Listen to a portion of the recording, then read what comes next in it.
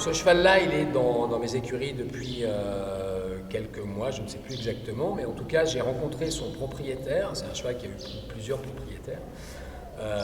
J'ai rencontré son dernier propriétaire qui a acheté ce cheval-là parce qu'il en a pris pitié. C'est un cheval qui était maltraité.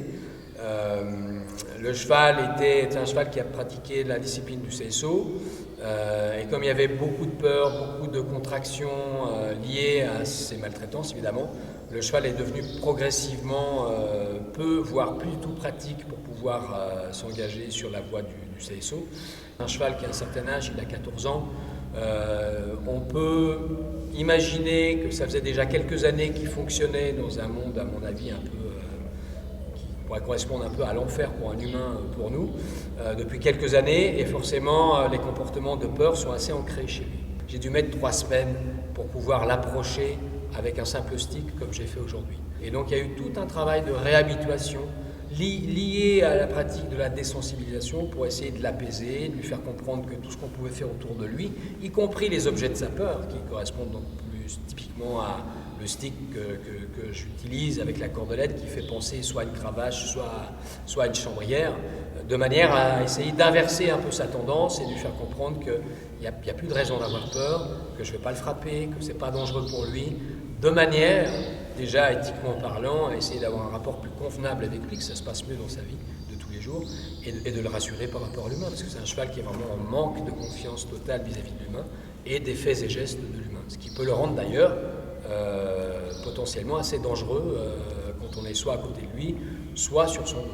La stratégie qu'on utilise, indépendamment de l'aspect de la désensibilisation, puisque dans l'éducation du cheval, on alterne entre des volets de sensibilisation, c'est-à-dire on cherche un cheval qui va répondre à des stimuli légers et le plus rapidement possible, mais sans fuite aucune, et la désensibilisation où j'ai dû avec lui, et j'ai encore du travail, où j'ai dû essayer de faire en sorte qu'il inverse sa tendance qui était de fuir, de s'opposer, de se contraindre et de s'en aller dès l'instant où on arrivait avec quelque chose qui pouvait lui faire peur, même, je dirais même un niveau d'énergie où on va bouger un peu presque naturellement. Si on fait des gestes avec son bras comme ceci, même pour remettre notre casquette ou passer la main dans ses cheveux, le cheval pouvait avoir peur.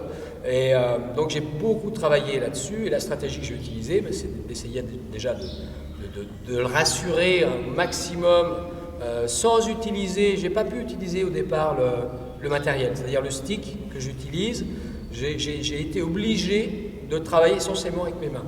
Il avait tellement peur du stick, il avait tellement peur de cet objet-là que je ne pouvais même pas l'approcher. Et pour installer, je dirais, une relation et un début de désensibilisation, j'ai opté par le fait de travailler avec mon corps et avec mes mains et avec mes mouvements. Ça m'a permis de l'installer dans un début de réflexion, je dirais, où il a commencé à comprendre qu'il y avait peut-être une autre voie que fuir. Et dès l'instant où le cheval ne fuit plus ou fuit moins, bien c'est déjà un peu gagné, et ça permet évidemment de rajouter du confort, de le rassurer.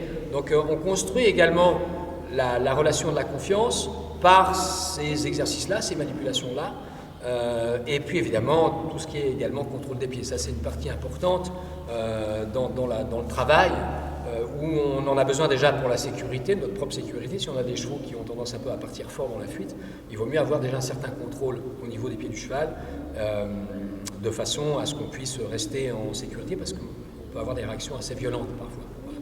Alors on va vérifier si on a déjà un minimum de contrôle, ne serait-ce que par rapport à la sécurité, à ma propre sécurité. Déjà, le cheval a des petites réactions. Dès l'instant, je peux avoir un geste qui peut un peu surprendre. Ça, c'est assez bien, c'est assez léger. Bon, je vérifie que je puisse reculer le cheval, le mettre un petit peu à distance. Très bien.